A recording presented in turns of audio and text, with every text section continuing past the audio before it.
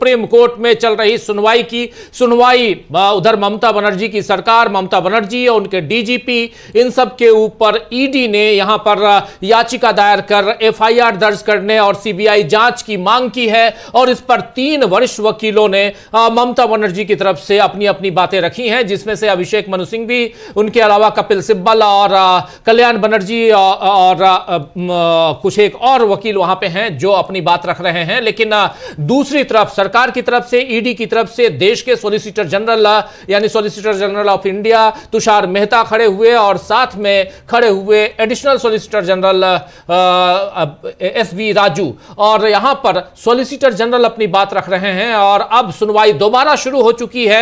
Lunch से पहले जो कुछ हुआ वो हमने आप तक पहुंचाया है। हमारे साथी अमलेंदु उपाध्याय जी भी जुड़े रहे, अभी भी जुड़े हुए। अमलेंदु जी, एक बार फिर आपका स्वागत है, और स्वागत आप तमाम दोस्त साथी शुभचिंतक आप सबका जो अब तक जुड़ चुके हैं उनका भी, जो जुड़ने वाले हैं उनका भी स्वागत करता हूं। और बहुत महत्वपूर्ण दिन, क्योंकि आज यहां सुप्रीम कोर्ट में जो कुछ भी फैसला लिया जाएगा उसका असर आने वाले कई साल तक पॉलिटिकल पार्टीज और उनके ऊपर ईडी की जो छापेमारी होती है और चुनाव से पहले लेवल प्लेइंग फील्ड की जो बात होती है, उन सब का भी ख्याल यहां पर रहेगा।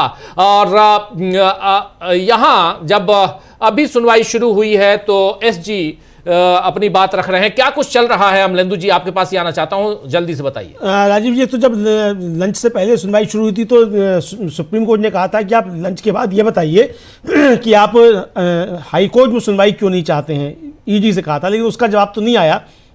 लेकिन जो एसजी तुषार मेहता हैं वो कह रहे हैं कि अधिकारी भी, यानी ईडी के अधिकारी भी आर्टिकल 21 के अधिकारों की सुरक्षा के लिए इस कोर्ट के सामने, क्योंकि उनके खिलाफ एफआईआर दर्ज की गई। अब यहाँ आगे बात पलट गई, अब वो ये आए हैं। एएसजी राजू कह रहे हैं कि कृपया संविधान का अनुच्छेद 226(4) देखें। ऐसे मामले भी आए हैं जहां इस अदालत ने आर्टिकल 32 के तहत मामलों को सीबीआई को ट्रांसफर किया है। किसी खास मामले में आपके लॉर्डशिप इस नतीजे पर पहुंच सकते हैं कि न सिर्फ सीबीआई जांच जरूरी है बल्कि जांच राज्य के बाहर भी होनी चाहिए। यहां ईडी अधिकारियों के खिलाफ 4 एफआईआर दर्ज की गई हैं। हम उन एफआईआर पर रोक लगाने की प्रार्थना कर रहे हैं जिनका सामना ईडी के अधिकारी कर रहे हैं। सीबीआई द्वारा जांच किए जाने पर किसी मामले की जांच के लिए उसे राज्य से बाहर ट्रांसफर करने का भी एक आधार होता है। जस्टिस मिश्रा ने इस पर पूछा कि आपकी अंतरिम प्रार्थना क्या है, यानी आपका इंटरिम जो रिलीफ आप चाहते हैं वो क्या है। इस पर जो तुषार मेहता ने कहा कि 8 जनवरी 2026 को ईडी द्वारा जो जांच के संबंध में की जा रही थी कार्रवाई, उस पर रोक लगाई जाए, यानी ईडी के खिलाफ जो एफआईआर दर्ज की गई हैं उन पर रोक लगाई जाए। ये अब इस मांग पर आ गए हैं। इंटरिम जो चाहते हैं राहत, वो ये चाहते हैं कि जो पश्चिम बंगाल में ईडी के अधिकारियों के खिलाफ एफआईआर दर्ज की गई है उस पर रोक लगा दी जाए। जी जी, बिल्कुल बिल्कुल। यहां पर तुषार मेहता, सॉलिसिटर जनरल तुषार मेहता खड़े हुए, वो कह रहे हैं कि अधिकारी भी अपने अनुच्छेद आर्टिकल 21 के अधिकारों की सुरक्षा के लिए इस न्यायालय के समक्ष उपस्थित हैं और उनके खिलाफ दर्ज एफआईआर के संबंध में मैं आपके अपनी बात रखना चाहता हूं। यानी जो ईडी है, ईडी के खिलाफ जो दर्ज एफआईआर हैं वहां पर पश्चिम बंगाल में, उसके खिलाफ अपनी बात रखना चाहता हूं। और यहां पर एसबी राजू कह रहे हैं कि कृपया संविधान के आर्टिकल 226 पैरा 4 को देखें और इस ऐसे मामले में जिनमें इस न्यायालय ने अनुच्छेद 32 के तहत सीबीआई को मामले स्थानांतरित किए हैं, किसी विशेष मामले में आपके न्यायाधीश इस निष्कर्ष पर पहुंच सकते हैं कि न केवल सीबीआई जांच आवश्यक है बल्कि यह जांच राज्य के बाहर भी होनी चाहिए। यहां ईडी अधिकारियों के खिलाफ 4 एफआईआर दर्ज की गई है। 2 बातें यहां महत्वपूर्ण बताई जा रही है, कही जा रही है दोनों की तरफ से, यानी तुषार मेहता और एसबी राजू। तुषार मेहता देश के सॉलिसिटर जनरल हैं और एसबी राजू जो सरकारी पक्ष एडिशनल सॉलिसिटर जनरल हैं। इन दोनों की बातें यहां पर महत्वपूर्ण इसलिए हैं क्योंकि ये दोनों चाहते हैं कि ये केस पूरा का पूरा शिफ्ट किया जाए दूसरे राज्य में, यानी उधर पश्चिम बंगाल में ये केस ना हो, कहीं और किसी और राज्य में हो, चाहे इस केस की सुनवाई इधर दिल्ली में क्यों ना हो, लेकिन वहां ना हो, पश्चिम बंगाल में ना हो। दूसरी बात, ईडी अधिकारियों के खिलाफ जो 4 एफआईआर दर्ज की गई हैं, इन चारों एफआईआर को तत्काल इसको निलंबित किया जाए, रोका जाए। और तीसरी बात महत्वपूर्ण कि सीबीआई जांच के आदेश दिए जाए ममता बनर्जी के खिलाफ और एफआईआर दर्ज कराई जाए। ये बातें यहां रखी जा रही हैं दोबारा, और उसमें भी जो ईडी के अधिकारियों के खिलाफ जो एफआईआर दर्ज हुई हैं उस एफआईआर को तत्काल प्रभाव से निलंबित किया जाए, सस्पेंड किया जाए, यह बात, उस पर रोक लगाई जाए, यह बात यहां ये डिमांड की जा रही है ईडी पक्ष की तरफ से, तुषार मेहता की तरफ से और एसबी राजू की तरफ से ये बातें रखी जा रही है। अमलेंदु जी, आगे क्या कुछ हो रहा है? बिल्कुल राजीव जी, ये रखी जा रही है और इस पर जो है अब जो आदेश अब दिया जा रहा है राजीव जी। और आदेश में जो है ये अभी जो पढ़ना शुरू किया है, इसमें आया है कि पहली रिट याचिका में याचिकाकर्ता ईडी और उसके डिप्टी डायरेक्टर हैं, दूसरी में याचिकाकर्ता ईडी के अधिकारी हैं जो ईडी द्वारा की गई जांच के दौरान संबंधित जगह पर गए थे। याचिकाकर्ताओं के लिए माननीय एएसजी द्वारा हमारा ध्यान उन घटनाओं की श्रृंखला की ओर दिलाएंगे जिनके कारण यह रिट याचिका दायर की गई है। अभी इतना ऑर्डर आया है। अब लेकिन इससे पहले एएसजी जो है, यानी राजू कह रहे हैं सद्भावना पूर्वक कर्तव्य निर्वहन कर रहे किसी सरकारी अधिकारी के विरुद्ध कोई अभियोजन नहीं चलाया जा सकता। तलाशी की कार्यवाही सद्भावना पूर्वक की गई थी, यानी तलाशी की जा रही है, सद्भावना पूर्वक की जा रही है और इसके खिलाफ कोई एफआईआर, कोई अभियोग, कोई केस दायर नहीं की जा सकती, आप नहीं कर सकते हैं। ये हम पर दबाव डालने का प्रयास कर रहे हैं, कोशिश कर रहे हैं। मैंने स्थगन की प्रार्थना की है, मैंने इसको एडजर्न करने की प्रार्थना की है और इसके बाद एसजी यानी सॉलिसिटर जनरल कह रहे हैं तुषार मेहता कि हम अपने विरुद्ध दर्ज एफआईआर पर स्थगन की प्रार्थना कर रहे हैं। यानी ईडी के खिलाफ जो 4 एफआईआर दर्ज किए गए हैं, उन चारों एफआईआर को तत्काल सस्पेंड किया जाए, खत्म किया जाए, यह बात कही जा रही है। और वो राजनीति लगातार नई जो राज्य है वहां के, यानी पश्चिम बंगाल, लगातार नए नए एफआईआर दर्ज कर रहे हैं और हमने अपनी प्रार्थना को इस घटना तक सीमित रखा है। दोनों तलाशी की सीसीटीवी फुटेज भी सुरक्षित रखी जानी चाहिए, कोई भी हिस्सा हटाया ना जाए और इसे इस न्यायालय के आरजी के पास भी रिकॉर्ड में रखा जा सकता है। यह बात यहां कही जा रही है, उधर से कही गई है, यानी सॉलिसिटर जनरल की तरफ से कही गई है। अब आदेश यहां पर लिखाया जा रहा है, दोनों जजों की बेंच अब आदेश दे रही है। इस पे आदेश क्या आता है वो रख रहे हैं, जिसमें सबसे पहले यहां लिखवाया जा रहा है कि पहली रिट याचिका में याचिकाकर्ता ईडी और उसके उपनिदेशक हैं और दूसरी याचिका में याचिकाकर्ता ईडी के वे अधिकारी हैं जो ईडी द्वारा की गई जांच के दौरान संबंधित परिसर में गए थे। याचिकाकर्ताओं के लिए माननीय एएसजी यानी राजू हमारा ध्यान उन घटनाओं की श्रृंखला की ओर आकर्षित करेंगे जिनके कारण वर्तमान रिट याचिका दायर की गई है। यानी एएसजी इन तमाम मसलों पे अपनी बात रखेंगे और ध्यान आकर्षण करेंगे कि आखिर वहां हुआ क्या है, पूरा ब्यौरा देंगे एएसजी राजू। ये ऑर्डर में कहा जा रहा है। यहां पे और भी आगे चल रहा है, आगे कहा है मिश्रा कुछ लिखवा रहे हैं। जस्टिस मिश्रा लिखवा रहे हैं, कह रहे हैं कि सॉलिसिटर जनरल ने कहा कि यह पहला मामला नहीं है जब मुख्यमंत्री ने जांच में दखल दिया हो, और ऐसा तब भी हुआ जब सीबीआई किसी अपराध की जांच कर रही थी और इस तरह यह एक पैटर्न बन गया है जब केंद्रीय एजेंसियां जांच करती हैं। यह तर्क दिया गया कि सबूत गैर कानूनी तरीके से हटाए गए और पश्चिम बंगाल सरकार ने ईडी अधिकारियों के खिलाफ एफआईआर दर्ज की है। सॉलिसिटर जनरल का कहना है कि 2742 करोड़ रुपए के मामले में जांच करना मुश्किल है। ये अभी आगे उन्होंने आदेश में मतलब प्रोनाउंस किया है जस्टिस मिश्रा ने। जी, जस्टिस मिश्रा अपनी बात रख रहे हैं, यहां पर ऑर्डर लिखवा रहे हैं। ऑर्डर बहुत महत्वपूर्ण है और पीएमएलए एक्ट का भी यहां पर ब्यौरा दिया जा रहा है। और जस्टिस मिश्रा कह रहे हैं आदेश में कि उनके अनुसार ईडी 2020 से 2742 करोड़ रुपए के घोटाले की जांच कर रही थी।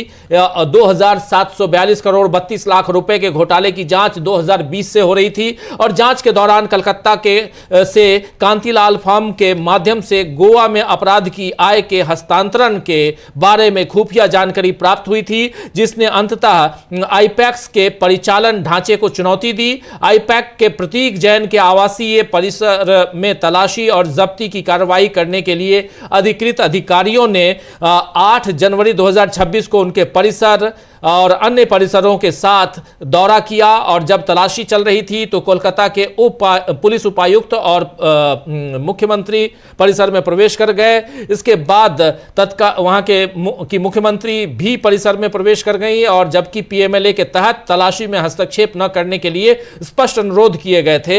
ये सब ऑर्डर में लिखा जा रहा है अमलेंदु जी, ये सब ऑर्डर में लिखा जा रहा है। इससे आप समझ सकते हैं कि आदेश किस दिशा में जा रहा है, लेकिन बहुत महत्वपूर्ण है कि ऑर्डर में लिखा क्या क्या जा रहा है। ये यहाँ पढ़ना रखना, आप तमाम साथियों के बीच रखना इन बातों को बहुत इंपॉर्टेंट इसलिए है क्योंकि इस ऑर्डर से बहुत कुछ यहाँ निर्धारित होगा आने वाले समय में कि आखिर इस ऑर्डर के जरिए आप इस पूरे मसले को किस दिशा में ले जाना चाहते हैं, कहां तक ये बातें जाएंगी। और यहां पर कहा जा रहा है कि उनका कहना है कि ये कोई इकलौती घटना नहीं है, मुख्यमंत्री पहले भी दखल देती रही हैं ऐसे मामलों में कि पहली बार ऐसा नहीं है कि मुख्यमंत्री जांच के दौरान जांच को बाधित करने की कोशिश कर रही हों। इससे पहले भी जब सीबीआई एक अपराध की जांच कर रही थी तब भी ऐसी ही घटना घटी थी। इसलिए केंद्रीय एजेंसियों, जांच एजेंसियों द्वारा जांच में हस्तक्षेप का एक पैटर्न बन गया है और उनके अनुसार ईडी अधिकारियों द्वारा एकत्र की गई सामग्री आरोपियों द्वारा अवैध तरीके से ले जाई गई। इसके बाद पश्चिम बंगाल पुलिस ने ईडी अधिकारियों के खिलाफ एफआईआर दर्ज की। माननीय सॉलिसिटर जनरल का कहना है कि ऐसी स्थिति में केंद्रीय एजेंसियों के लिए एक बड़े घोटाले से जुड़ी जांच करना मुश्किल है। उनका कहना है कि ईडी ने उच्च न्यायालय में याचिका दायर की थी, लेकिन 9 तारीख को टीएमसी के कानूनी प्रकोष्ठ ने अपने सदस्यों को व्हाट्सएप पर संदेश भेजकर अदालत में उपस्थित होने के लिए कहा। इसके बाद जो कुछ हुआ उसे माननीय न्यायाधीश ने अपने आदेश में दर्ज किया है। ये सारी बातें यहां कही जा रही हैं, यानी आदेश में वो बातें रखी जा रही हैं जिन बातों को यहां सॉलिसिटर जनरल और एडिशनल सॉलिसिटर जनरल ने जिन बातों को यहां पर रखा है उन्हीं बातों को यहां इनके जरिए कहा जा रहा है और दोहराई जा रही है बातें इस आदेश में। जी बिल्कुल बिल्कुल राजीव जी। और आगे आदेश में जस्टिस मिश्रा कह रहे हैं कि एडिशनल सॉलिसिटर जनरल ने कहा कि ललिता कुमारी फैसले के अनुसार संज्ञेय अपराध में एफआईआर दर्ज करना अनिवार्य है। इसलिए जब मुख्यमंत्री और डीजीपी शामिल हैं तो उनके अनुसार यह उम्मीद नहीं की जा सकती कि उनके अधीन पुलिस निष्पक्ष तरीके से जांच करेगी। इसलिए यह अनुरोध किया जाता है कि इस मामले की सीबीआई जांच करे। जी, ये आदेश में आगे लिखाया गया है। तो अभी आप समझ सकते हैं कि अभी जो बातें रखी जा रही हैं वो यही रखी जा रही हैं कि ये किस तरीके से आगे जो है वो मतलब उनका किया जा रहा है। और इसके आगे भी जो है वो लिखा रहे हैं और सिब्बल और उनका सिंघवी का भी जिक्र किया जा रहा है आदेश में। और जस्टिस मिश्रा कहने हैं कि श्री सिब्बल और सिंघवी ने पेश होते हुए कहा कि याचिकाएं सुनवाई के लायक नहीं है। उन्होंने कहा कि जाँच के नाम पर ईडी द्वारा दखल देने का एक पैटर्न है। ठीक उसी समय जब चुनाव होने वाले होते हैं उन्होंने कहा कि जब मामला हाईकोर्ट में पेंडिंग है तो इस दलील पर विचार नहीं किया जाना चाहिए। जी जी बिल्कुल बिल्कुल। जब ये किसने क्या कहा उसको इस ऑर्डर में अभी रखा जा रहा है और तमाम सबूतों, गवाहों और तथ्यों के आधार पर इनके बिना पर जो फैसला आता है वो फैसला आ रहा है। लेकिन पहले यहां पर जो तथ्य रखे गए हैं वो तथ्य क्या हैं, तमाम तथ्यों के आधार पर जो सच्चाई है वो सामने लाने की कोशिश जरूर होनी चाहिए। देखते हैं कि यहां क्या कुछ आता है ऑर्डर में। लेकिन ईडी की डिमांड है, सॉलिसिटर जनरल ऑफ इंडिया जिसके लिए खड़े हुए हैं, एडिशनल सॉलिसिटर जनरल इंडिया जो खड़े हुए हैं, राजू और तुषार, दोनों यहां पर डिमांड यही कर रहे हैं कि इस केस को बाहर लाया जाए, दूसरे राज्य में लाया जाए। दूसरी बात, ममता बनर्जी, वहां के डीजीपी, वहां के पुलिस उपायुक्त, आयुक्त, सबके ऊपर केस दर्ज की जाए, एफआईआर दर्ज की जाए। और ईडी के ऊपर जो 4 एफआईआर दर्ज की गई हैं ईडी अधिकारियों के ऊपर, उन ईडी अधिकारियों के जो एफआईआर हैं उसको रद्द किया जाए। स्थगन प्रस्ताव यहां पे है, रद्द करने का प्रस्ताव नहीं है, लेकिन स्थगन मतलब साफ साफ है कि कहीं ना कहीं इसे निलंबित करने की बात हो रही है। तो ये सब अगर मिला के देखा जाए तो अब फैसला क्या आता है ये देखना होगा, बड़ा दिलचस्प होगा। आगे जस्टिस मिश्रा कह रहे हैं कि पंचनामे में यह भी बताया गया है कि कुछ भी जरूरी सामान बरामद नहीं हुआ। यह भी तर्क दिया गया है कि 8 जनवरी की सुबह तलाशी शुरू करने से पहले ईडी ने स्थानीय पुलिस अधिकारियों को जानकारी नहीं दी थी। श्री सिब्बल कहते हैं कि सीएम उस जगह पर सीएम के तौर पर नहीं बल्कि तृणमूल कांग्रेस के चेयरमैन के तौर पर गई थी, क्योंकि उन्हें जानकारी मिली थी कि प्रतीक जैन के परिसर में कुछ अनधिकृत लोग घुस गए हैं जो पार्टी के चुनाव का काम देख रहे हैं। ये आगे आदेश में आया है। अभी जो मतलब घटनाक्रम जो है किसने क्या कहा यह बताया जा रहा है राजीव जी, और उसको मतलब ऑन रिकॉर्ड लिया जा रहा है आदेश में जो दलीलें आई, जो दलीलें। बिल्कुल, यहां पर इस ऑर्डर में यह भी कहा गया है कि सॉलिसिटर जनरल ने निवेदन किया है कि यह एक गंभीर मामला है जिसकी जांच इस न्यायालय द्वारा की जानी चाहिए, की जानी आवश्यक है। और दूसरा कि उच्च न्यायालय यानी हाई कोर्ट को आगे की कार्रवाई करने की अनुमति नहीं देनी चाहिए। यह बात वहां सॉलिसिटर जनरल की तरफ से कही गई थी, उसी बात को यहां दोहराई जा रही है इस ऑर्डर में। और चूंकि उनके अनुसार, यानी सॉलिसिटर जनरल के अनुसार, चूंकि राज्य सरकार के उच्च पुलिस अधिकारी इसमें शामिल हैं, इसलिए न्याय के व्यापक हित में इस न्यायालय द्वारा इस मामले की जांच करना उचित होगा। माननीय सहायक सरकारी वकील यानी एडिशनल सॉलिसिटर जनरल राजू ने निवेदन किया है कि ललिता कुमारी मामले में इस न्यायालय द्वारा निर्धारित कानून के अनुसार संज्ञेय अपराध के में एफआईआर दर्ज करना अनिवार्य है। उनके अनुसार जब माननीय मुख्यमंत्री और डीजीपी शामिल हों तो उनसे अधीनस्थ पुलिस अधिकारियों से निष्पक्ष तरीके से जांच करने की अपेक्षा नहीं की जा सकती है। और उन्होंने निवेदन यह किया है कि वर्तमान मामले में प्रतिवादियों द्वारा किए गए अपराध की जांच सीबीआई द्वारा की जानी चाहिए। यह बात यहां पर रखी जा रही है और इस ऑर्डर में लिखवाई जा रही है बात, यानी साफ साफ है कि जितनी बातें वहां कही गई हैं उन बातों को यहां रखी जा रही है। और इसके बाद आगे क्या कुछ होता है अमलेंदु जी, ये साफ समझ में आ रहा है कि परिस्थितियां यहां बहुत दूसरे दिशा में जाती हुई दिखाई दे रही हैं। सिब्बल यहां पर लिखाया जा रहा है कि सिब्बल ने मुख्यमंत्री की ओर से जो खड़े हैं और सिंघवी जो राज्य और उनके अधिकारियों की तरफ से खड़े हैं, ये तर्क देंगे कि याचिकाएं सुनवाई योग्य नहीं है।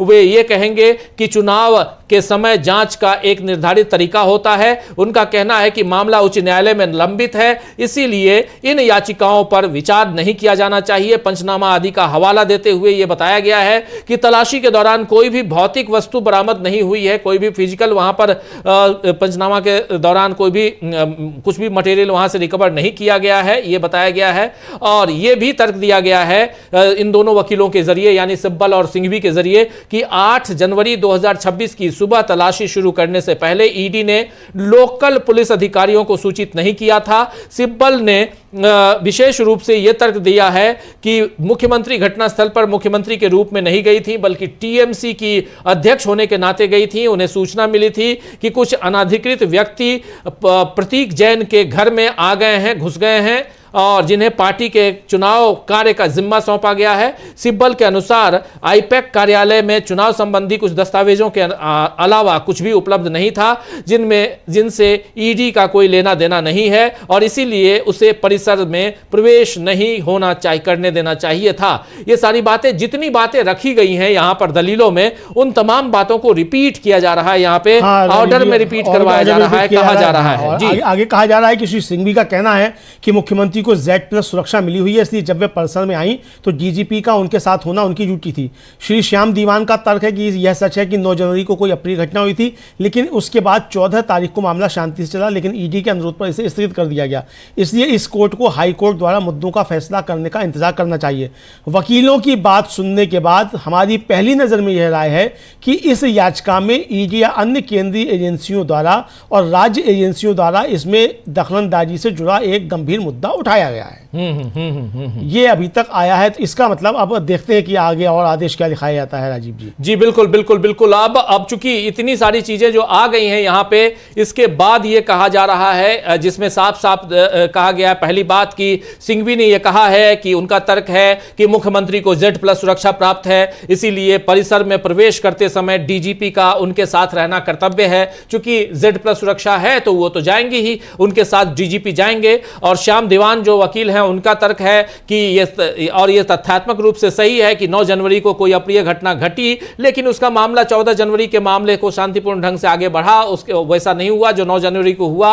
हालांकि ईडी के अनुरोध पर कार्रवाई स्थगित कर दी गई, इसलिए इस न्यायालय को मुद्दों के निर्धारण के लिए उच्च न्यायालय के फैसले का इंतजार करना चाहिए। और माननीय अधिवक्ताओं की दलीलें सुनने के बाद हम प्रथम दृष्टया इस निष्कर्ष पर पहुंचे हैं, हैविंग हर्ड यानी दलीलें सुनने के बाद प्रथम दृष्टया हम इस निष्कर्ष पर पहुंचे हैं कि इस याचिका में ईडी या अन्य केंद्रीय एजेंसियों द्वारा की जा रही जांच और राज्य एजेंसियों द्वारा उसमें हस्तक्षेप से संबंधित एक गंभीर मुद्दा उठाया गया है। यहां पर यह बात कही जा रही है कि यह गंभीर मुद्दा उठाया गया है और यहां तक हम अभी इस नतीजे पर, इस दलील तक पहुंचे हैं कि यह मामला जो है गंभीर है, यह कहा जा रहा है यहां पे।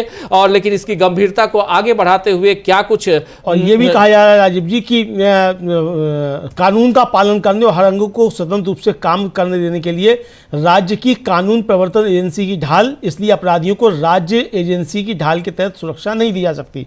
यानी जो राज्य की एजेंसियां हैं उनको अपराधियों की सुरक्षा करने के लिए ढाल नहीं बनाया जा सकता, ये ऑर्डर में आया है। जी बिल्कुल बिल्कुल बिल्कुल, यहां पर साफ साफ दिख रहा है कि यह मामला ममता बनर्जी के खिलाफ जा रहा है। यह साफ दिखाई दे रहा है कि यहां पर यह मामला ममता बनर्जी के खिलाफ जाता हुआ दिखाई दे रहा है। और अभी तक ऑर्डर लिखवाए जा रहे हैं, ऑर्डर में क्या कुछ और आता है वो हम जल्दी से आप तक पहुंचाएंगे। लेकिन एक महत्वपूर्ण यहां पर बात है कि इस ऑर्डर को लिखवाते समय और दोनों जजेस, जो दोनों पीठ, उसमें और ऑर्डर से पहले जितनी बातें हुई हैं उन बातों को भी यहां रखा गया है। और लेकिन जजेज को का मानना है कि ये गंभीर मुद्दा है, गंभीर मसला है। और इस मामले को दलील प्रथम दृष्टया इस निष्कर्ष पर ये दोनों जजों की बेंच पहुंची है कि इस याचिका में ईडी या अन्य केंद्रीय एजेंसियों द्वारा की जा रही जांच और राज्य एजेंसियों द्वारा उसके हस्तक्षेप से संबंधित एक गंभीर मुद्दा उठाया गया है। यानी याचिका किसकी? याचिका ईडी की, ईडी की याचिका। और अब आदेश में आगे कहा गया है कि कुछ बड़े सवाल उठते हैं और अगर उनका जवाब नहीं दिया गया तो अराजकता फैल जाएगी। अगर केंद्रीय एजेंसियां किसी गंभीर अपराध की जांच के लिए ईमानदारी से काम कर रही हैं तो सवाल यह उठता है कि क्या पार्टी की गतिविधियों से उन्हें रोका जा सकता है? प्रतिवादियों को नोटिस जारी करें, 2 हफ्ते में जवाब दाखिल करें। अब यह है राजीव जी कि अगर ईमानदारी से काम कर रही हैं तब ना, अगर बेईमानी से काम कर रही हैं तब। तो आरोप तो यही है कि बेईमानी से काम कर रही है। ममता बनर्जी तो खुल के कह रही है कि बेईमानी से काम कर रही हैं, अमित शाह के इशारे पर काम कर रही हैं। तो अब जो जवाब आएगा वो देखा जाएगा। बहरहाल 2 हफ्ते में जवाब दाखिल करना है, ये आदेश में अभी तक आया। अब देखें आगे और क्या कहा जाता है। बिल्कुल बिल्कुल बिल्कुल, यहाँ बहुत महत्वपूर्ण है जो बात आप रख रहे हैं, जो आप बात बता रहे हैं अमलेंदु जी, कि यहाँ न्यायमूर्ति मिश्रा का कहना है कि विद्वान अधिवक्ताओं की दलीलें सुनने के बाद प्रथम दृष्टया हमारा यह मत है कि इस याचिका में ईडी द्वारा की जा रही जांच और राज्य एजेंसियों द्वारा उनके उसमें हस्तक्षेप से संबंधित एक गंभीर मुद्दा उठाया गया है। राज्य की कानून प्रवर्तन एजेंसी के नियमों का पालन करने और प्रत्येक अंग को स्वतंत्र रूप से कार्य कर, क्या उन्हें पार्टी गतिविधियों द्वारा बाधित किया जा सकता है? सवाल उठाया है।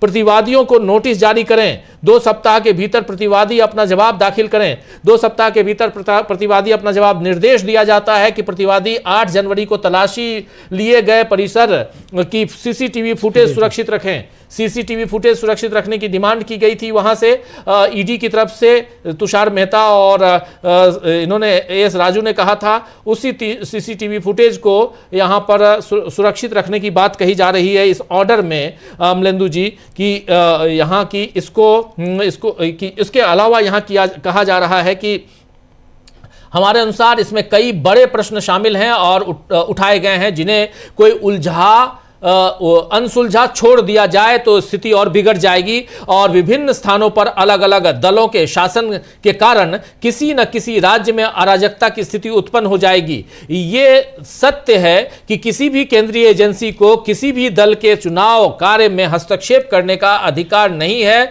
लेकिन साथ ही अगर केंद्रीय जांच एजेंसियां किसी गंभीर अपराध की जांच के लिए सद्भावनापूर्वक कार्य कर रही हैं तो प्रश्न उठता है कि क्या दलगत गतिविधियों की आड़ में एजेंसियों को अपने अधिकारों का प्रयोग करने से रोका जा सकता है? क्या जांच एजेंसियों को आप रोकेंगे अपने अधिकार के क्षेत्र में लाकर? यह एक बड़ा सवाल यहां पूछा जा रहा है। जस्टिस पी के मिश्रा पूछ रहे हैं, एक महत्वपूर्ण सवाल पूछ तो रहे हैं, लेकिन क्या यहां पर ईडी से सवाल नहीं पूछा जाना चाहिए? एक ये भी सवाल उठता है, ईडी से क्या सवाल नहीं पूछा जाना चाहिए? जस्टिस मिश्रा कह रहे हैं कि it is directed that respondents shall protect the CCTV footage of premises searched as on January 8th। यानी 8 जनवरी को जो सर्च किया गया था, वहां पर सर्च ऑपरेशन हुआ था ईडी की तरफ से, वो सीसीटीवी फुटेज जो है उसको प्रोटेक्टिव वे में रखा जाए और उस प्रीमाइसेस का और उसका जब जरूरत पड़ेगी तो मांगा जाएगा, लेकिन 2 सप्ताह में इस पर जवाब दें। यहां पर यह बात आ रही है, 2 सप्ताह में जवाब की डिमांड की गई है ईडी की तरफ से। सवाल बहुत इंपॉर्टेंट है, जिन सवालों का जवाब शायद आने वाले वक्त में मिले ना मिले अमलेंदु जी, लेकिन बहुत महत्वपूर्ण है कि क्या यहां पर जो सुप्रीम कोर्ट में जो सुनवाई चल रही है, इस सुनवाई से क्या कुछ निकल के आ रहा है, यह भी देखना होगा। हाँ राजीव जी, अभी तक तो समझ में नहीं आ रहा कि निकल क्या रहा है। अभी आपने राज्य के ऊपर डाल दिया कि भाई आप इसका जवाब दीजिए कि क्या क्या हुआ क्या क्या नहीं हुआ, और राज्य जो कह रहा है उसका आपने ईडी को कोई जवाब मतलब कोई नोटिस इशू नहीं किया। तो अभी नोटिस इशू तो राज्य को हुए हैं, तो अब राज्य की जो कैबिनेट थी उस पर क्या आपका आदेश है, ये अभी तक मालूम नहीं पड़ा है। उस पर क्या आदेश देते हैं कि ईडी को क्या आदेश जाएगा कि ईडी वहाँ किस तरीके से गई थी, जबकि ईडी तो खुद जो है वहाँ देकर आई है हाई कोर्ट में कि हमने कुछ जब्त नहीं किया है। तो ये अब देखना है कि आगे क्या आता है, लेकिन अभी आदेश जो है वो मतलब ठीक से समझ से परे है। हालांकि राज्य को नोटिस इशू कर दिया गया है कि राज्य जो है वो किया जाएगा और 3 फरवरी को इसकी सुनवाई होगी। यहां एक आदेश ये भी कि ये भी निर्देश दिया जाता है कि ईडी अधिकारियों के खिलाफ दर्ज एफआईआर अगली सुनवाई की तारीख तक स्थगित रहेगी। यानी ईडी अधिकारियों के खिलाफ जो आपने एफआईआर करवाई है उस एफआईआर को सस्पेंड किया जाता है अगली सुनवाई तक। कृपया बिना किसी दबाव के जांच का निर्देश दें। अगर स्थगन लागू है तो आवेदन करने के लिए और समय दिया जाए, या अभिषेक मनु सिंघवी ने कहा है। Please direct investigation without coercive steps, बिना किसी दबाव बिना किसी प्रेशर के जांच का निर्देश दीजिए। अगर स्थगन लागू है तो आवेदन करने के लिए और समय दिया जाए। सुप्रीम कोर्ट ने कहा नहीं, हम 10 मिनट बाद भी आदेश पारित कर सकते थे, लेकिन चूंकि बहुत बहस हुई इसलिए सब कुछ रिकॉर्ड करना महत्वपूर्ण था, क्योंकि अब सब कुछ टेलीकास्ट होता है। ये कह रहे हैं कि चूंकि अब सब कुछ टेलीकास्ट होता है हम 10 मिनट में ही इस पर ऑर्डर कर सकते थे। यहां पर जस्टिस पीके मिश्रा कह रहे हैं साफ साफ, अभिषेक मनु सिंघवी ने कहा कि आप आदेश दे रहे हैं लेकिन हमको आप अगर स्थगन लागू आप कर रहे हैं एफआईआर पे तो आवेदन करने के लिए और समय दिया जाए। आप जो नोटिस का जवाब देने के लिए समय आपने दिया है 2 सप्ताह का, ये इसमें आवेदन करने के लिए भी समय दिया जाए। कृपया बिना किसी दबाव के जांच का निर्देश दीजिए आप, और ये दीजिए, अभिषेक मनु सिंघवी ने कहा। लेकिन यहां पर जस्टिस पीके मिश्रा ने कहा कि नहीं, no, we could have passed this order just after 10 minutes. Just after 10 minutes. ये कह रहे हैं यानी मन पहले से बनाया हुआ था क्या? नहीं, ये साफ यहाँ कह भी रहे हैं कि चूंकि बहुत बहस हुई, हाँ, लेकिन सब कुछ रिकॉर्ड करना महत्वपूर्ण था, इसलिए चूंकि लाइव टेलीकास्ट होता है, क्योंकि अब सब कुछ लाइव टेलीकास्ट होता है, वरना नहीं होता। इसीलिए हमने इतनी बात आपकी सुन ली, वरना 10 मिनट में हम ऑर्डर कर देते। ये कहा जा रहा है यहाँ पे कि हमने आपकी इतनी बात इसलिए सुन ली क्योंकि ये सब कुछ टेलीकास्ट होता है, लाइव टेलीकास्ट होता है, सबको रिकॉर्ड में लेना महत्वपूर्ण था, इसलिए हमने ये बातें सुन ली, वरना हम 10 मिनट में ही ऑर्डर कर देते।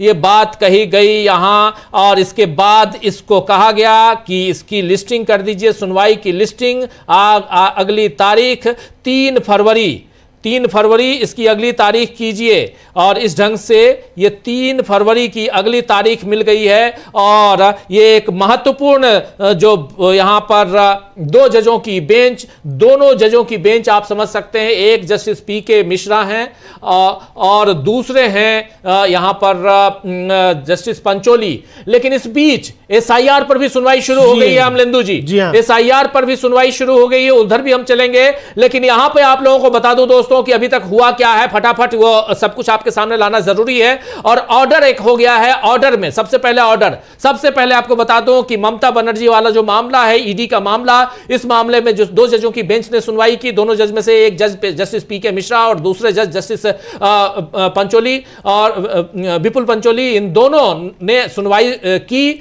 और फर्स्ट हाफ में भी सुनवाई हुई और आफ्टर लंच भी सुनवाई हुई। और इसके बाद जो कुछ सामने निकल के आया उसमें ऑर्डर में साफ कहा गया है कि अब 2 सप्ताह में राज्य सरकार को जवाब देना है। तब तक जो एफआईआर आपने राज्य ने 4 एफआईआर ईडी के खिलाफ जो दर्ज कराए हैं वो चारों एफआईआर को सस्पेंड किया जाएगा। अगली सुनवाई तक एफआईआर पर कोई कार्रवाई नहीं होगी। और लेकिन सीसीटीवी फुटेज को आप संभाल के रखिए, वहां के ये सारी बातें वहां कही गई हैं। ये बात करते हुए 3 फरवरी की तारीख दी गई है। 3 फरवरी को फिर से सुप्रीम कोर्ट में इस पर सुनवाई होगी।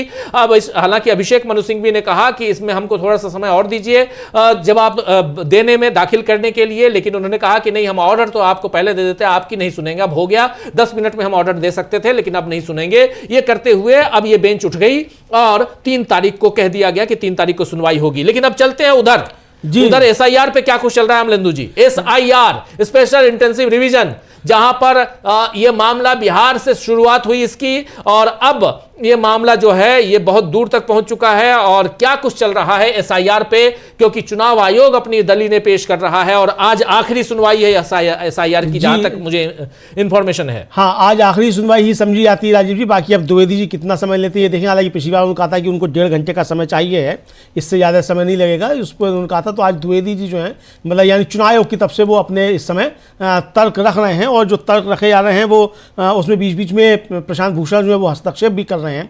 और जो अभी तक कहा है वो हम आपको बता देते हैं राजीव जी की द्विवेदी जी ने अभी तक कहा क्या है, जो सिलसिलेवार ये हम आपको बता देते हैं। द्विवेदी जी एक रजिस्टर होने का हकदार होगा जब तक 3 शर्तें पूरी नहीं होती, मैं हकदार नहीं है। याचिकाकर्ताओं की दलील है कि अगर किसी व्यक्ति को नागरिक घोषित नहीं किया जाता है तो भी उसे वोटर लिस्ट में शामिल किया जाना चाहिए, संविधान के खिलाफ जाएगी, क्योंकि संविधान नागरिक केंद्रित है। जी, ये अभी कहा। इस पर प्रशांत भूषण ने जो है ये उस पर इंटरप्ट किया, और प्रशांत भूषण ने राजीव जी इस पर कहा कि भाई मुझे नहीं लगता कि इस बात पर कोई विवाद है कि जो नागरिक नहीं है उसे लिस्ट में शामिल किया जाना चाहिए या नहीं। बात यह है कि अगर कोई विवाद होता है तो नागरिकता तय करने का काम कौन करेगा। यानी जो द्विवेदी जी कह रहे हैं ये नागरिकता तय करने का काम कौन करेगा, विवाद इस पर है, इस पर नहीं है कि जो कहने की कौन जो है इसको लेकर करेगा। जी जी, बिल्कुल बिल्कुल महत्वपूर्ण बातें यहां हो रही है। जस्टिस बागची ने कहा कि आपकी बात सही है, लेकिन वे कह रहे हैं कि उन्होंने सार्वभौमिक कर्तव्य पर कभी सवाल नहीं उठाया है। इस पर प्रशांत भूषण कह रहे हैं कि सवाल यह है कि नागरिकता का निर्धारण आखिर कौन और कैसे करेगा। दरअसल असम के दिशा निर्देशों में चुनाव आयोग ने कहा है कि नागरिकता का निर्धारण करना चुनाव आयोग का काम नहीं है। यहां पर प्रशांत भूषण कह रहे हैं, इस पर राकेश द्विवेदी खड़े होते हैं, कहते हैं कि एसआईआर में के दिशा निर्देश एक नरम और उदार नीति है। हम न्यायिक जांच के विस्तृत पहलुओं में नहीं जा रहे हैं। अगर आपका 2003 से कोई संबंध नहीं है, 2003 की सूची में कोई अभिभावक नहीं है, तो आधार कार्ड पर भी विचार किया जाएगा। निर्धारण का दृष्टिकोण बहुत उदार और नरम है।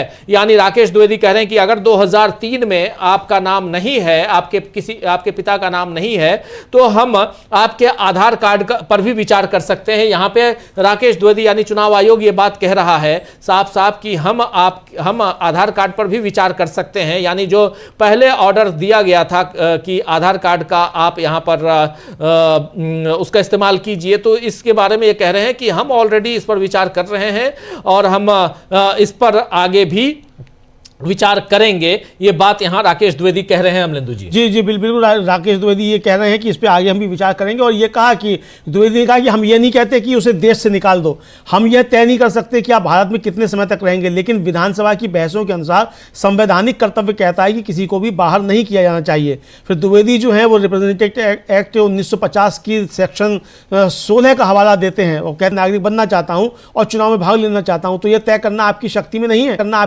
नहीं है। लेकिन अगर कोई व्यक्ति कहता है कि मैं नागरिक हूं और वोट देना चाहता हूं, तो आप तय कर सकते हैं। द्विवेदी ने कहा कि हाँ, और द्विवेदी ने कहा कि नागरिकता में 3 श्रेणियां हैं।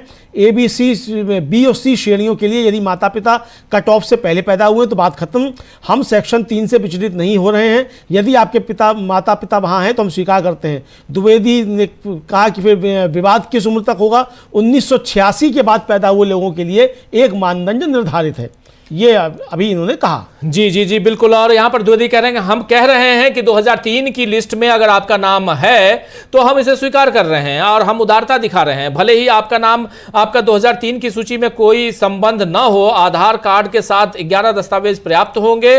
पूरा देश जानता है कि हमें कुछ दस्तावेज दिखाने होंगे, इसलिए भविष्य में यह समस्या नहीं होगी। ये मापदंड धारा 3 के अनुरूप है। यहां पर धारा 3 को लेके आ रहे हैं और इस यहां पे साफ साफ कह रहे हैं कि आधार कार्ड अगर आपके पास, तो 11 दस्तावेजों में से एक के साथ आधार कार्ड, हाँ, देख रहे हैं, देखिए 11 दस्तावेजों में के साथ किसी ने भी अपील दायर नहीं की। जो बिहार की बात है, 65 लाख लोगों के नाम जो काटे गए बिहार में, उनमें से किसी ने भी अपील नहीं की, किसी ने भी शिकायत दर्ज कराने के लिए हाई कोर्ट का रुख नहीं किया। जिन मतदाताओं को मतदान से बाहर कर दिया गया है उनमें से कोई भी शिकायत दर्ज कराने के लिए आगे नहीं आया है। हमारे पास सिर्फ एडीआर, पीयूसीएल और राजनीतिक नेता ही आए हैं और कोई नहीं आया है। ये बात यहां पर कह रहे हैं बार बार वो राकेश द्विवेदी यहां कह रहे हैं कि यही लोग यहां पर लड़ने के लिए आ गए हैं, लेकिन जिनके नाम काटे गए हैं वो तो आए ही नहीं। हाँ, जिनके जिनके नाम दिए गए वो तो कोई आए नहीं, ये भी कहा उन्होंने। और फिर आगे ये कहा, फिर जस्टिस बागची ने उनसे पूछा कि भाई आपका SIR प्रपोजल है वो क्या करता है, यह 2003 के बाद के वोटर्स को फेज आउट कर देता है। इस पर द्विवेदी ने कहा कि हम 2005 की आखिरी वोटर लिस्ट ले रहे हैं, यहाँ तक कि समरी इंक्लूजन भी ले रहे हैं। जस्टिस बागची ने कहा कि याचिकाकर्ता लाल बाबू हुसैन मामले पर बहुत जोर दे रहे हैं। लाल बाबू हुसैन का मूल आधार यह है कि अगर मेरा नाम वोटर लिस्ट में है तो यह माना जाएगा कि मैं योग्य हूं। वोटर लिस्ट चाहे SIR समरी लिस्ट हो, यह आधिकारिक कार्य की नियमितता देती है। हम न्यायिक जांच की ज़्यादा डिटेल में नहीं जा रहे हैं। अगर आपका 2003 से बिल्कुल कोई कनेक्शन नहीं है, 2003 की लिस्ट में कोई माता पिता नहीं, तो आधार कार्ड भी होगा। जी जी बिल्कुल, आधार कार्ड होगा। इसका जिक्र तो बार बार आता है कि आधार कार्ड रहना भी चाहिए, लेकिन बात यही है कि आधार कार्ड के साथ साथ कह रहे हैं 11 दस्तावेज में से कोई एक दस्तावेज भी हो। बात यह भी है कि अगर या तो आपका नाम, आपके माता पिता का नाम 2003 की लिस्ट में होना चाहिए, और 2003 की लिस्ट में अगर आपका नाम नहीं है तो आपका आधार कार्ड जो है, इनमें 11 documents along with Aadhaar card will do it. यहां साफ साफ कह रहे हैं कि इसमें से 11 दस्तावेजों में से एक आधार कार्ड भी होगा, ये कहा जा रहा है। ये इंपॉर्टेंट बात यहां कही जा रही है। जी बिल्कुल। और ये भी कह रहे हैं इसके बाद कि 65 लाख लोगों में से किसी ने भी अपील दायर नहीं की है। कोई भी जो है WP फाइल लेने के लिए हाई कोर्ट नहीं गया। जिस भी वोटर को बाहर किया गया है वह WP फाइल करने के लिए आगे नहीं आया है। हमारे पास ADR, PUCL और राजनीतिक नेता हैं, और 326 के तहत हमारा कर्तव्य है कि हम वोट देने के अधिकार को ज़्यादा से ज़्यादा और बेहतर बनाएं। अगर वोटर नहीं होंगे तो चुनाव आयोग के होने का कोई मतलब नहीं है, इसलिए हमारा काम वोटरों के रजिस्ट्रेशन को ज़्यादा से ज़्यादा और बेहतर बनाना है। लेकिन कार्ड दिए हमने जो है वो लगभग 10 करोड़ के आसपास नाम अब तक। बिल्कुल बिल्कुल बिल्कुल। तो इसमें 10 करोड़ नाम की बात जो आ रही है बहुत महत्वपूर्ण है, और बहुत इंपॉर्टेंट बात यहां पे कही जा रही है। और इसके साथ साथ SIR जिसकी बात हम लगातार कर रहे हैं, पिछले 6 महीने से इस पर सुनवाई लगातार चल रही है, और यही SIR की बात अब जो सुनवाई है लगभग फाइनल स्टेज पे है। इसकी संवैधानिकता की जांच की जा रही है सुप्रीम कोर्ट में, और संवैधानिक रूप से क्या ये सही है, कितना सही है SIR करवाना, इस पर और सरकार की तरफ से अपना पक्ष लेते हुए, अपनी बात, अपने बयान, दलील यहां पेश करते हुए राकेश द्विवेदी जो चुनाव आयोग की तरफ से खड़े हैं यहां पर, वो अपनी बात रख रहे हैं। और आगे क्या कुछ चल रहा है अमलेंदु जी? हाँ, अभी तो यही कह रहे हैं कि मतलब 326 का हवाला दे रहे हैं, संविधान के अनुच्छेद 326 का हवाला दे रहे हैं, और ये कह रहे हैं कि भाई जब आप 326 के आधार पर वोटर लिस्ट तैयार करते हैं तो कुछ लोगों का बाहर होना तय है। अगर कोई मर गया है, अगर कोई शिफ्ट हो गया है तो उसे बाहर किया ही जाएगा। लेकिन ये मर गया है, शिफ्ट हो गया, उसे बाहर किया जाएगा। शिफ्ट हो गया तो उसे बाहर कैसे किया जाएगा? मतदाता सूची में तो रहेगा, जहां शिफ्ट हो गया वहां की मतदाता सूची में होगा। और आपने तो उठा के सिरे से साफ कर दिया कि नए सिरे से आप फॉर्म 6 भरिए। इसका जवाब नहीं आ रहा है राजीव जी अभी। बिल्कुल बिल्कुल, इसका जवाब नहीं आ रहा है, ये इंपॉर्टेंट बात यहां पे। और SIR पर दोस्तों, SIR पर सुनवाई हो रही है, और 326 यहां पर बार बार राकेश द्विवेदी 326 का जिक्र कर रहे हैं, आर्टिकल 326 का। और राकेश द्विवेदी यहां पे कह रहे हैं कि अनुच्छेद 326 के तहत हमारा कर्तव्य मताधिकार को अधिकतम और सर्वोत्तम बनाना है। ये मतदाता नहीं होंगे तो चुनाव आयोग के अस्तित्व का कोई अर्थ ही नहीं रहेगा। इसलिए हमारा काम मतदाताओं के पंजीकरण को अधिकतम और सर्वोत्तम बनाना है। आप ये बात तो कह रहे हैं, अपने काम का जिक्र तो कर रहे हैं अमलेंदु जी, लेकिन इसमें मतदाताओं को काट रहे हैं। आपके पास मतदाता अगर नहीं जा रहे हैं तो मतदाता की लिस्ट आप हटा दे रहे हैं, नाम लिस्ट में से आपका उनका नाम हटा दे रहे हैं, और फिर उसके बाद आप अपने कर्तव्य का यहां जिक्र कर रहे हैं। ये बात यहां बड़ा हास्यास्पद तो लगती है बात, लेकिन अब क्या किया जाए, चूंकि चुनाव आयोग है, चुनाव आयोग के वकील साहब हैं, और वो बात अपनी रख रहे हैं यहां पे। और यहां पर कह रहे हैं कि जैसा कि बेंच ने कहा है, राकेश द्विवेदी कह रहे हैं, चुनाव आयोग कह रहा है कि जैसा कि बेंच ने कहा है कि जब आप अनुच्छेद 300 या आर्टिकल 326 के तहत मतदाता सूची तैयार करते हैं तो मृत्यु, पलायन आदि के आधार पर लोगों का नाम सूची से बाहर होना तय है।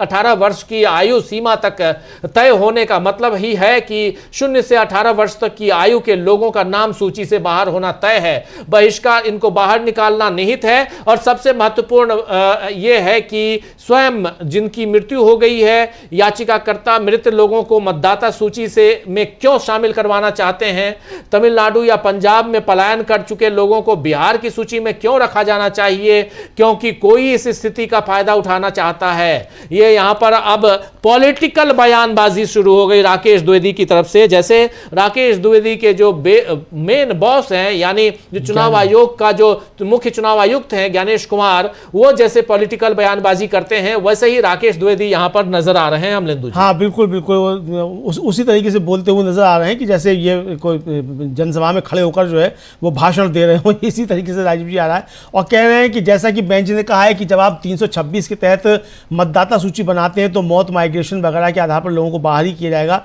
18 साल की उम्र तय करने का मतलब ये है कि 0 से 18 साल के लोगों को बाहर किया जाएगा। बाहर करना तो तय है, सबसे जरूरी बात बाहर करने का कारण तो मौत ही है। याचिकाकर्ता क्यों चाहते हैं कि मरे हुए लोग वोटर लिस्ट में हो, जो तमिलनाडु या पंजाब चले गए हैं वे बिहार की लिस्ट में क्यों होने चाहिए? क्योंकि इस स्थिति का फायदा उठाना चाहते हैं।